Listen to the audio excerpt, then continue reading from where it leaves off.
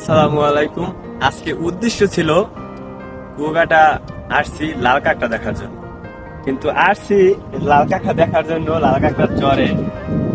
But কাঁকড়ার ছিদ্র আছে, মানে যেখানে থাকে মূলত আসছে দেখছি দূর থেকে দেখা যায় কাঁকড়া উপরে, কিন্তু আসার পরে ভিতরে ঢুকে যায়, দেখতে পাই না দুঃখবশত। আসলে ব্যাপারটা হয়েছে হয় যে ওরা উপরে থাকে না, মানুষ দেখলে ভিতরে ঢুকে যায়, মানে এই যে ছিদ্রগুলো অনেক বড় ছিদ্র, তো উপরে উঠতে থাকে, পাশাপাশি পরে লোক থাকলে ভিতরে ঢুকে যায়, দূরে বসে দেখা যায়, যেমন ওই দেখা যায় মানে উপরে উঠছে, কিন্তু হয়তো কাছাকাছি গেলে ভিতরে ঢুকে যায়, দেখা যায় না। তাই সে দেখতে পারলাম না, কাছাকাছি হাত দিয়ে ধইরা।